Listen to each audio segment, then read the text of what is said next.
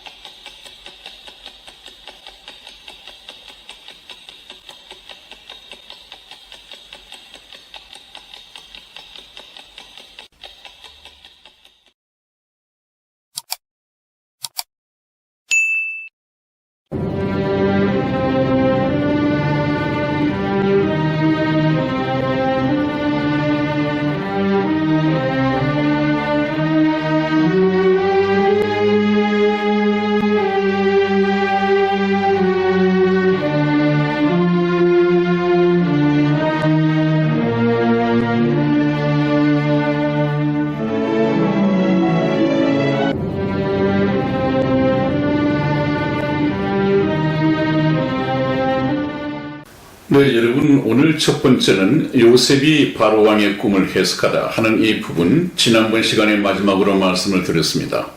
오늘 다시 언급하면서 제가 드릴 말씀은 우리가 구약 성경을 굳이 이렇게 세세토록 공부를 해야겠느냐라고 생각하실지 모르지만은 해야 할 필요가 있습니다.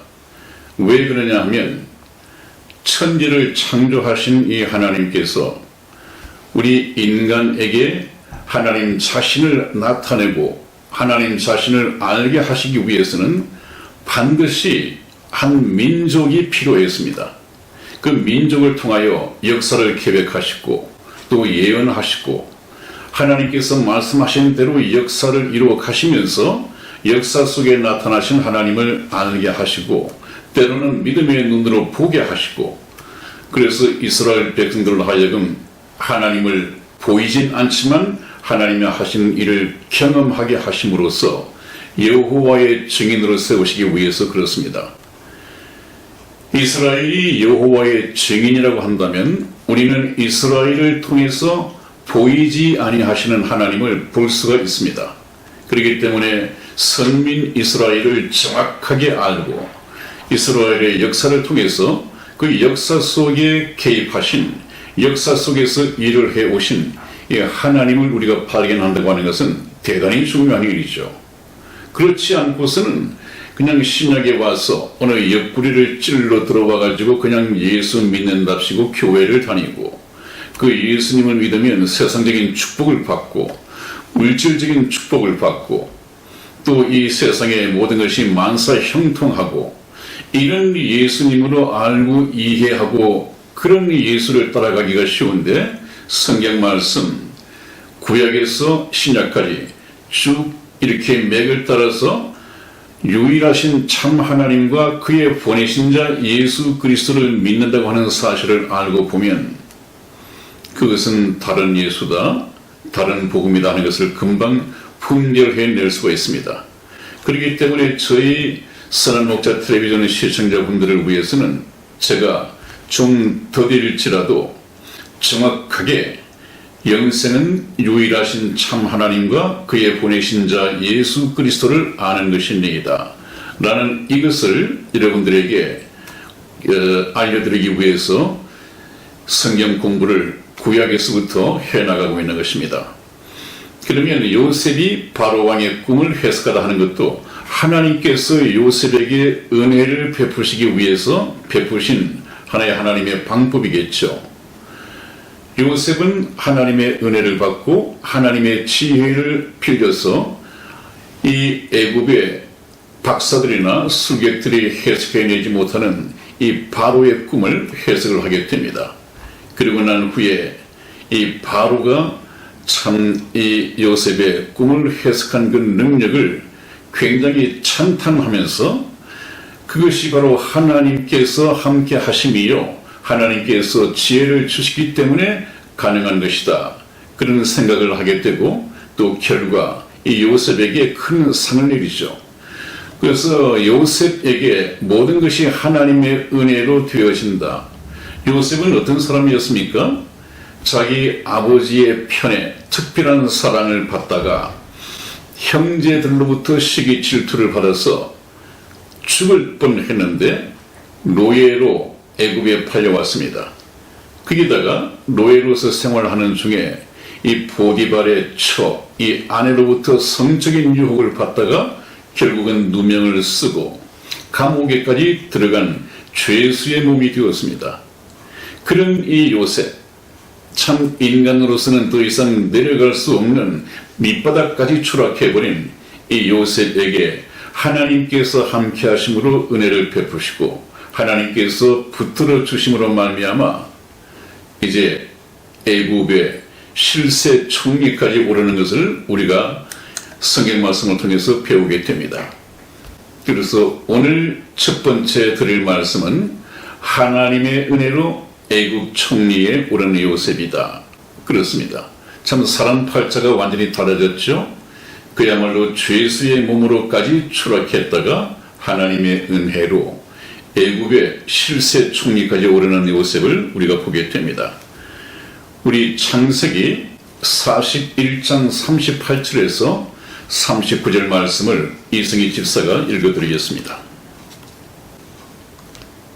바로가 그 신하들에게 이르되 이와 같이 하나님의 신이 감동한 사람을 우리가 어찌 얻을 수 있으리요 하고 요셉에게 이르되 하나님이 이 모든 것을 내게 보이셨으니 너와 같이 명철하고 지혜 있는 자가 없도다. 아멘. 네, 금방 성경에서 읽은 것처럼 이제는 바로가 그 신하들에게 이르되 이와 같이 하나님의 신이 감동한 사람을 우리가 어찌 얻을 수 있겠느냐.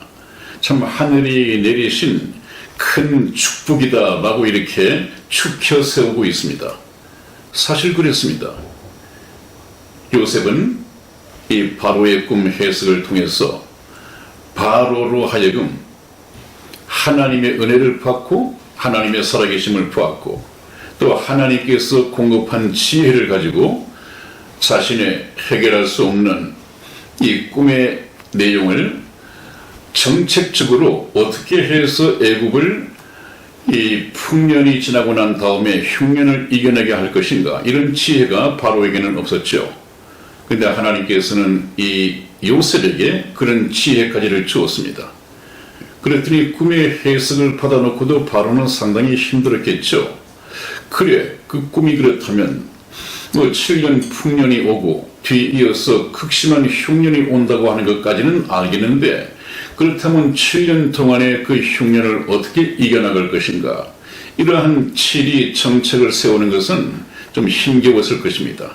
그래서 그것을 이 바로 왕이 지혜로운 요셉이 제안하는 것을 보고 그래, 이것을 이 요셉에게 맡긴다면 그 문제를 해결할 수 있겠다, 이렇게 생각을 하고 이 요셉을 바로 실세 총리에 올리는 것을 우리가 보게 됩니다. 그래서 창세기 41장 40절에서 43절까지 말씀을 저와 이승희 집사가 교독해 드리겠습니다. 너는 내 집을 치리하라. 내 백성이 다 내 명을 복종하리니 나는 너보다 높음이 보좌뿐이니라. 바로가 또 요셉에게 이르되 내가 너로 애굽 온 땅을 총리하게 하노라. 자기의 인장 반지를 빼어 요셉의 손에 끼우고 그에게 세마포 옷을 입히고 금사슬을 목에 걸고 자기에게 있는 버금 수레에 그를 태우매 무리가 그 앞에서 소리 지르기를 엎드리라 하더라. 아멘. 그렇습니다. 왜 요셉을 실세 총리로 세웠느냐? 전권을 휘두를 수 있는 실세 총리로 세웠느냐? 나는 요셉 너보다 높다고 하는 것이 내가 앉은 이 왕의 자리 보좌뿐이다. 실제적으로 이 나라를 통치하는 권한은 너에게 다 주겠다. 그래서 실권을 넘겨주는 것이죠. 그래서 바로가 또 요셉에게 이르되 내가 너로 애굽 온 땅을 총리하게 하노라. 이때 애굽은 북쪽과 남쪽으로 나누어져 있었고 12개 주로 나누어져 있었습니다. 그래서 통치를 좀 분할해서 하고 있었는데 이 요셉에게는 모든 애굽을 다 통치할 수 있도록 실권을 주었단 말이죠. 그래서 자기의 인장 반지를 빼어 요셉의 손을 끼우고, 이 인장 반지는 그야말로 어인이죠. 어인. 이것은 바로 결제 도장입니다. 그 결제 도장까지를 바로 이 요셉에게 넘겨주고, 내가 너보다 높은 것은 이 보좌 의자밖에 없다, 왕의 의자밖에 없다 한 이유가 그것입니다. 그리고 그에게 세마포옷을 입히고 금사슬을 목에 걸고, 이 금사슬은 좀 훈장 같은 것이죠. 쉽게 얘기를 한다면 그 왕의 인정을 받은, 또 왕의 호의를 가진 이런 그 금사슬입니다. 그것을 목에 걸고 자기에게 있는 복음수레에 그를 태우매, 이 복음수레라고 하는 것은 왕이 타는 수레가 있고 바로 왕 바로 뒤에 2인자가 따르는 그런 수레가 있었습니다. 그 수레에 태웠다고 하는 것은 바로 요셉이 애굽의 2인자라고 하는 얘기입니다. 그래서 실세 총리 자리에 요셉을 올린 것을 보게 됩니다. 이것은 바로가 한 것 같지만 바로는 요셉을 뒤에서 보호하시는 하나님을 본 것입니다. 그렇기 때문에 하나님께서 하신 것이죠. 하나님께서. 그 다음에 또 한번 보겠습니다.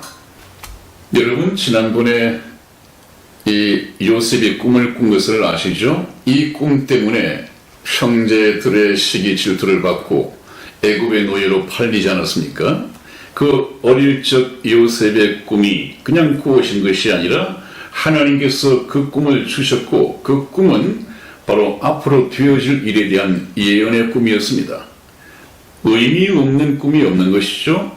그 당시 특히 하나님께서는 꿈이나 이 환상을 통해서 하나님의 뜻을 계시할 그런 시대인데, 어릴 적 요셉의 그 꿈이 바로 성취 되었습니다. 오른쪽에 보면 많은 시간이 흐르고 나서 저 앞에 서 있는 저 사람이 바로 요셉인데, 실세 총리가 된 요셉인데, 그 앞에 여러 사람이 엎드려서 절을 하고 있죠. 저 사람들이 이 흉년 때문에 가나안 땅, 야곱과 그 형제들이 살고 있는 가나안 땅에도 물론 흉년이 왔습니다. 그 인근 지역에 전부 흉년이 왔습니다.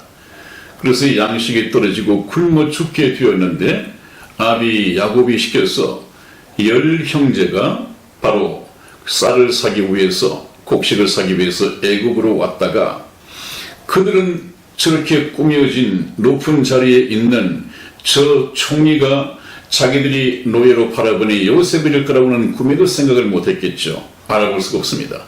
그러나 요셉은 그들이 자기 형들인 줄 알았습니다. 그래서 지금 요셉이 이 형들에게 이제는 자기를 알리는 것이죠. 나는 형들이 나를 애굽에 팔아넘긴 그 요셉이다 하는 것을 알리고, 그 형들과 함께 다시 이 상봉의 기회를 갖는 것을 보게 되는데, 여기에서는 그 꿈이 다 이루어졌습니다.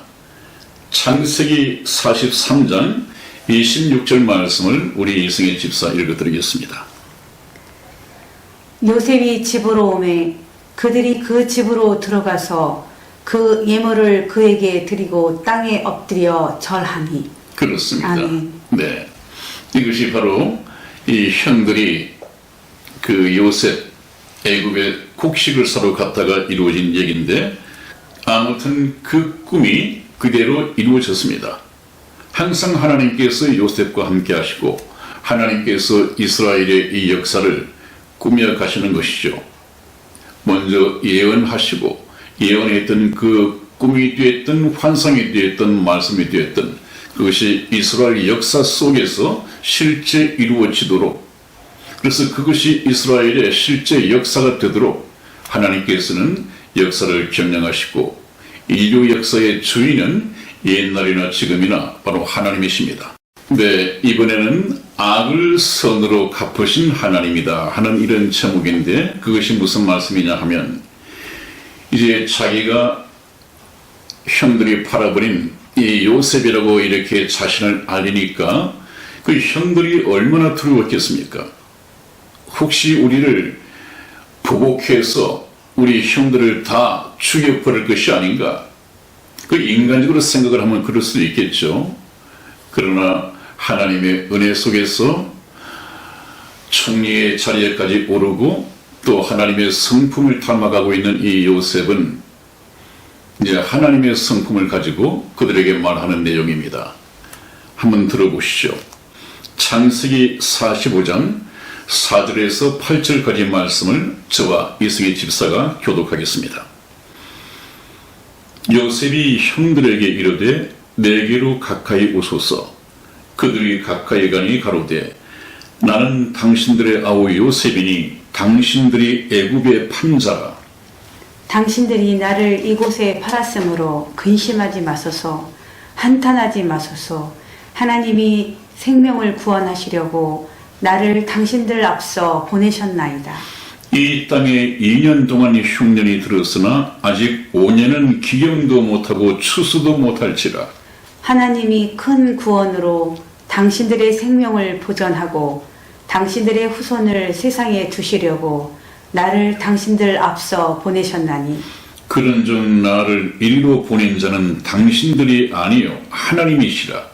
하나님이 나로 바로의 아비를 삼으시며 그 온 집의 주를 삼으시며 애굽 온 땅의 치리자를 삼으셨나이다. 아멘. 이 말씀을 가만히 보면 그렇게 해석이 어려운 것이 아니죠. 인간적으로 본다면 형들이 내가 미워서 애굽에 팔아버렸지만은 하나님 편에서는 그렇지가 않다. 인간들이 악하게 한 것을 하나님께서는 오히려 선으로 바꾸시고 그 일을 통하여 내가 먼저 애굽에 왔고 하나님의 은혜로 실세 총리가 되었고, 그래서 우리 가정이 전부 다 굶어 죽을 수밖에 없는 흉년 시절에 살아남을 수 있도록, 그래서 우리가 하나님의 이 선민이 되도록 하나님께서 은혜를 베푸시기 위해서 한 것이다. 그래서 하나님께서는 인간이 악으로 행했지만은 선으로 바꾸시는 그런 분이다. 그러므로 전혀 두려워하거나 내가 혹시 보복할까봐 걱정하지 마십시오. 그런 얘기입니다. 여러분, 참 하나님의 역사는 이렇게 이루어져 가고 있습니다. 우리 인간의 생각과는 전혀 다르죠. 그렇기 때문에 우리는 하나님을 믿는 믿음 안에서 과연 하나님께서 나를 통하여 어떤 일을 하실 것인가, 참 하나님을 지켜보면서 기다리고 인내하면서 신앙생활을 묵묵히 해나가는 것이 상당히 중요합니다. 그러다가 보면 어느 날 하나님께서 저와 여러분들을 때에 따라 귀한 그릇으로 쓰실 때가 올 것입니다. 그 귀한 그릇을 쓰시고자 할 때 우리가 몸도 바치고 마음도 바치고 순종한다면 큰 상급을 얻게 되겠죠. 물론 하늘에서의 큰 상급입니다. 그것을 우리가 많이 경험해야 할 것입니다. 그러기 위해서는 순종을 배워야 합니다. 이제 창세기 50장 19절에서 21절까지 가면 또 얘기가 달라집니다. 그런데 그때는 왜 또 달라지느냐 하면 자기 아버지 야곱이 이미 세상을 떠났단 말이죠. 그래서 이 형들이 생각하기를 아버지가 살아계실 때는 아버지 때문에 우리를 보복하지 않았지만 이제 아버지가 떠나셨으므로 틀림없이 요셉이 우리에게 보복을 할 것이다. 이런 두려움이 또 왔단 말이죠. 그래서 요셉이 하는 말입니다. 우리 50장 19절에서 21절까지 교독해 드리겠습니다. 19절 제가 읽겠습니다.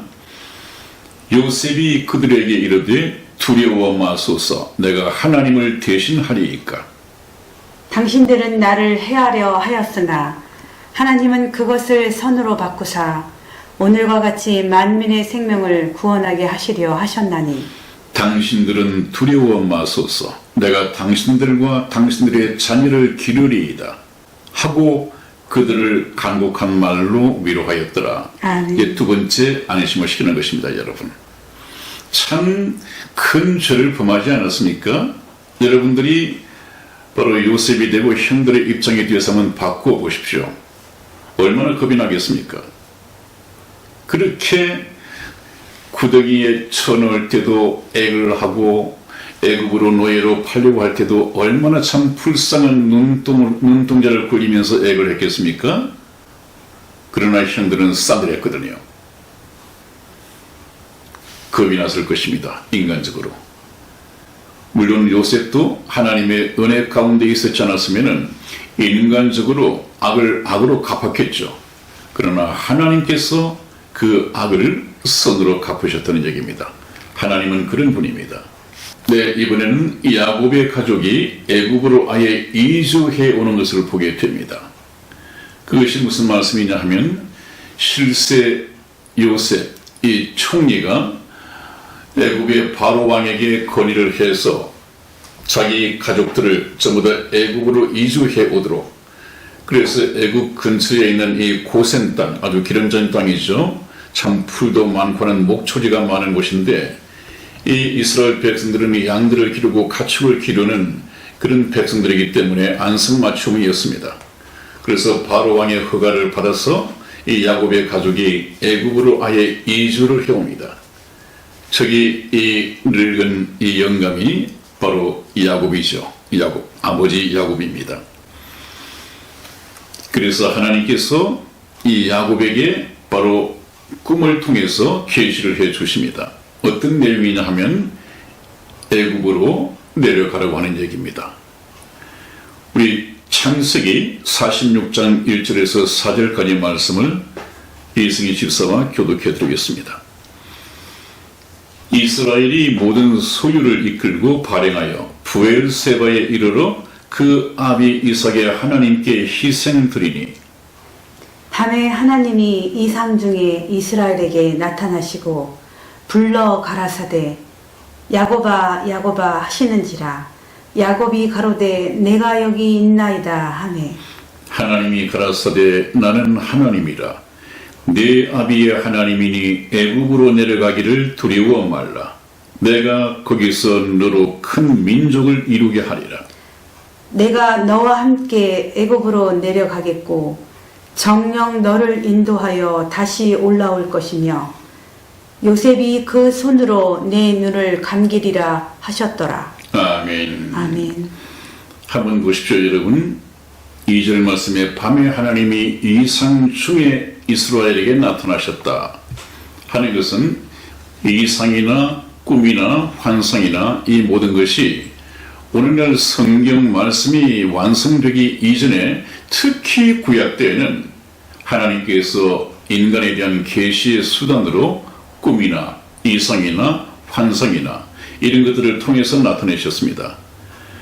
이스라엘에게 나타나셨다 할 때 여기 이스라엘은 바로 야곱을 말하는 것이죠. 야곱의 이름을 이스라엘로 고쳐주셨습니다. 그래서 여기서는 개인 야곱이 아니라 앞으로 하나님의 선민의 역사를 꾸려갈 대표적인 인물로서 야곱을 이스라엘에게 나타나시고 그랬습니다. 하나님께서 그 이스라엘에게 나타나셨단 말이죠. 그리고 불러가라사대 그랬습니다. 불러가라사대. 모든 것의 주체가 다 하나님이십니다. 모든 것을 허락하시고 만드시는 분도 하나님이십니다. 그래서 오늘날에도 우리를 주관하시는 분은 우리가 믿는 자라고 한다면 그 예수 그리스도를 우리의 왕으로 영접한 그리스도인이라고 한다면 하나님께서 저와 여러분들을 주장하시고 인도하시고 보내시고 모든 일을 다 주관하신단 말이죠. 그래서 그분이 구원받은 성도들의 주인이 되십니다. 왕이 되십니다. 왕과 신하, 주인과 종에게는 오로지 순종의 관계일 뿐이죠. 그래서 순종하는 것입니다. 그래서 야곱의 가족이 애굽으로 이주했습니다, 여러분. 한 사람도 남기지 않고 전부 애굽으로 이주했습니다. 하나님이 그렇게 명령하셨습니다. 우리 출애굽기 1장 5절 말씀을 우리 이승희 집사 읽어드리겠습니다. 이미 애굽에 있는 요셉까지 야곱의 혈속이 모두 70인이었더라. 아멘. 그렇습니다, 여러분. 이 역사는 참 중요하죠. 이제 70명이면 애굽에 이미 와 있는 요셉까지 합쳐서 70명입니다. 그죠? 그 70명으로부터 이제 시작이 됩니다. 70명이 애굽에 와서 아이를 낳고 계속해서 낳습니다. 그래서 애굽에서 약 400년간 이 노예 생활을 하면서 출애굽, 애굽에서 해방돼서 나올 때 이스라엘의 백성, 민족의 수가 얼마냐 하면 자기 발로 걸어갈 수 있는 장정의 수만 60만 명이라고 했으니까 남녀노소 합하면 약 250만 명 정도가 됐습니다. 400년간에 참 하나님의 말씀대로 큰 민족을 이루게 되었었죠. 여러분, 250만 명 하면 저희 선한 목자 텔레비전 스튜디오가 있는 이 논산에 모든 이 시민 수가 13만 명입니다. 근데 250만 명이면 약 20배죠. 20배. 엄청난 수가 늘어났습니다. 그야말로 큰 민족이 됐죠. 그 다음에 이제 우리가 한번 공부해야 할 것은 야곱이 누굽니까? 바로 이스라엘 민족의 이 요셉의 아버지 되는 사람입니다. 이 야곱이 바로 왕을 축복했다. 참 놀랍지 않습니까? 축복을 받아야 할 터인데 축복을 했습니다. 우리 창세기 46장 7절에서 10절까지 말씀을 이승희 집사와 교독해 드리겠습니다. 7절 제가 읽겠습니다. 요셉이 자기 아비 야곱을 인도하여 바로 앞에 서게 하니 야곱이 바로에게 축복하며 바로가 야곱에게 묻되 내 연세가 얼마니? 야곱이 바로에게 고하되 내 나그네의 길의 세월이 130년이니이다. 나의 연세가 얼마 못되니 우리 조상의 나그네 길의 세월에 미치지 못하나 험악한 세월을 보내었나이다. 야곱이 바로에게 축복하고 그 앞에서 나오니라. 아멘. 네, 여기서 제가 한번 문제를 제시해 보고 싶은 것은 바로 왕이 야곱에게 내 연세가 얼마뇨? 내 나이가 얼마뇨? 그렇게 물었더니 야곱의 답변이 우리가 주목해야 할 부분이 있단 말이죠. 연세가 얼마냐 물었는데 내 나그네의 길이의 세월이 130년입니다. 그렇습니다. 믿음의 사람은 제가 항상 얘기를 해왔습니다마는 믿음의 사람은 이 세상은 여관이며 인생은 그 여관을 찾아든 나그네이다 하는 이 표현을 참 잘 썼습니다, 여러분. 그래서 이것을 한번 보시죠. 제가 가장 좋아하는 표현이 우리 그리스도인들의 삶의 철학은 또 삶의 모습은 바로 이러해야 됩니다. 세상은 여관이요 인생은 나그네이다. 세상은 우리가 영원히 깃들어서 살 곳이 아닙니다. 우리의 연세가 70이요 강건하면 80이라도 7, 80년 살다가 우리는 이 세상을 떠나야 합니다. 그러면 이 세상에 왜 왔느냐? 우리는 이 세상에서 하나님의 자녀로 탄생되고 하나님의 자녀가 되어서 하늘나라의 시민권을 얻고 이제는 하늘나라를 가기 위한 나그네여야 합니다. 그래서 세상은 여관이요 인생은 나그네이다. 이것이 성경 말씀에 기록이 되어 있죠. 한번 보십시다. 히브리서 11장 13절에서 16절까지 말씀을 신약에서 한번 찾아보겠습니다. 13절 말씀 제가 읽겠습니다.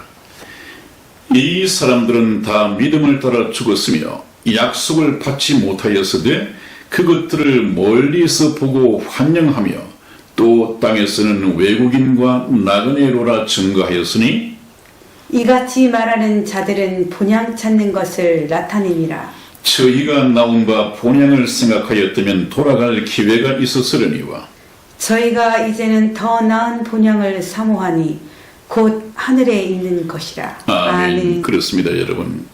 저와 여러분들은 정말 예수님을 믿고 믿음을 따라서 살다가 죽어야 합니다. 여기서 말하는 이 땅에 본향이 있고 하늘에 있는 본향이 있죠.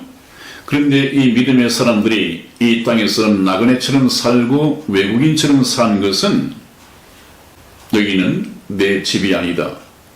잠시 스쳐 지나갈 곳이다. 내가 이 땅에서 태어난 고향이 있지만 그것을 말하는 것이 아니다. 지금 성경에서 말하는 그리스도인들이 돌아가야 할 이 고향은 이 땅에 있는 고향이 아니라 하늘에 있는 본향이다. 영원한 본향이다. 이것을 사모해야 한다.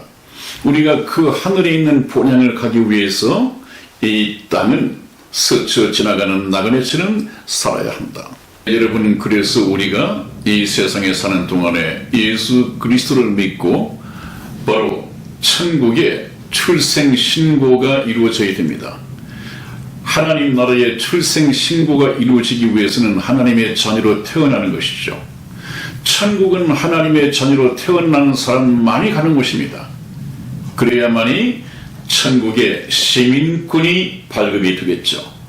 그래서 이 땅에서 구원받고 살아가는 성도들을 하늘의 시민권자다, 천국 백성이다 말하는 이유가 거기 있습니다. 우리 빌립보서 3장 20절 말씀을 이승희 집사 읽어드리겠습니다. 오직 우리의 시민권은 하늘에 있는지라 거기로서 구원하는 자 곧 주 예수 그리스도를 기다리노니. 아멘. 아멘. 그렇습니다, 여러분. 얼마나 사랑스러운 얘기입니까? 우리가 지금 이 땅에서 이 세상에서 살아가고 있지만 시민권은 하늘에 있다. 천국에 있다. 그러므로 시민권이 있는 천국, 우리는 천국 백성이기 때문에 이 세상에서 어떤 목적을 가지고 나그네처럼 살아가고 있으나 결국은 본향인 하나님 나라로 가게 될 것이다. 어떻게 갈 것이냐? 우리가 구원하는 자, 하늘로서 구원하는 자, 곧 주 예수를 기다리노니 그랬습니다. 여러분이 휴거 잘 아시지 않습니까? 우리가 주님께서 공중에 재림하실 때까지 살아있다고 한다면 공중에서 천사들을 보내어 구원받은 성도들을 데리고 공중으로 끌어올라갈 것입니다. 그래서 구원받은 성도들은 우리가 살아있는 이때에 우리는 마지막 시대에 살고 있기 때문에 이 시대에 하나의 소망이 있다고 한다면 우리는 죽음을 보지 않고 하나님 나라로 올라갈 수 있는 참 희망적인 세대입니다. 복된 세대죠. 주님 오실 날이 그것만큼 가까웠단 말이죠. 무엇을 근거로 그렇게 말할 수 있느냐? 주님께서 재림하실 그 시기, 마지막 징조에 대해서 하셨던 말씀이 그대로 역사 속에 거의 다 이루어졌습니다. 얼마지 않아서 주님께서 오실 것입니다. 그래서 곧 주 예수 그리스도를 기다리는 것이 우리의 신앙생활이고 소망이어야 합니다. 그리고 이제 세상은 영원이고 인생은 나그네다 하는 이 말씀에 대한, 여러분 인생을 얘기할 때 공술의 공수거다, 빈손 들고 왔으므로 빈손으로 떠나간다는 말씀을 잘 아시지 않습니까? 이것이 이미 우리 인간을 그렇게 만드신 하나님께서 성경 말씀에 기록을 해 놓으셨습니다. 전도서 5장 15절에서 16절까지 말씀을 우리 이승희 집사 읽어드리겠습니다. 저가 모태에서 벌거벗고 나왔은즉 그 나온 대로 돌아가고 수고하여 얻은 것을 아무것도 손에 가지고 가지 못하리니 이것도 패단이라. 어떻게 왔든지 그대로 가리니 바람을 잡으려는 수고가 저에게 무엇이 유익하랴. 아멘. 아멘. 그렇습니다, 여러분. 하나님께서 말씀하시기를 어머니 뱃속에서부터 벌거벗고 이 세상에 나왔으므로 그 나온 대로 그냥 벌거벗고 아무것도 가지고 가지 못할 것이다. 이 세상에 사는 동안 수고하여 얻은 것을 아무것도 손에 가지고 가지 못하리니 이것도 헛되도다. 바람을 잡으려는 수고와 마찬가지단 말이죠. 이 세상의 것은 소유가 될 수 없습니다, 여러분. 사용하다가 다 놓고 그냥 떠나가는 것이 인생입니다. 세상에 욕심을 내서는 안 되겠죠. 그러므로 하나님께서는 먹고 마실 것이 있은즉 족한 줄 알라, 그렇게 말씀을 하십니다. 그래서 우리가 이 구약에서부터 그러면 우리 인생이 무엇이며 인생을 어떻게 살아야 할 것인가 하는 것을 배워가고 있는 것이죠. 그래서 이제 야곱의 12아들이 바로 이스라엘의 12지파를 형성하게 됩니다. 이것은 이스라엘 12지파, 이스라엘을 본격적으로 공부하기 위한 준비 단계를 마치는 것이고, 이스라엘의 12아들, 이것은 바로 야곱에게는 두 처와 두 몸종이 있었습니다. 첫 번째 처가 레아였고요. 라헬은 레아의 여동생이었습니다. 그런데 라헬이 얼굴이 상당히 이뻤죠. 레아는 이쁘지 못하고. 그래서 레아에게서 루벤, 시므온, 레위, 유다, 이사갈, 스불론, 이 6명의 아들이 태어났고 6지파가 되었습니다. 그리고 라헬은 이 요셉과 베냐민이라고 하는 이 아이를 낳았는데, 이 요셉의 동생이 바로 베냐민이었습니다. 베냐민 지파죠, 나중에. 그리고 이 라헬의 몸종인 빌하에게서는 단과 납달리가 났습니다. 단 지파, 납달리 지파가 되죠. 그 다음에 이제 레아의 몸종은 바로 실바였습니다. 갓 지파와 아셀 지파가 났습니다. 그래서 모두 12아들이 이스라엘의 12지파가 되었습니다. 이제 본격적으로 이 이스라엘이 어떻게 애굽에서 한 민족으로 만들어지고 그 민족이 출애굽을 하여 하나님께서 예비하신 천국의 그림자인 가나안 땅으로 가서 살게 되는가 하는 것을 이제 공부해 가면서 이스라엘을 본격적으로 공부하게 될 것입니다. 여러분, 오늘도 여기까지 모시겠습니다. 시간이 다 되었습니다. 다음 시간에 뵙겠습니다. 안녕히 계십시오. 안녕히 계세요.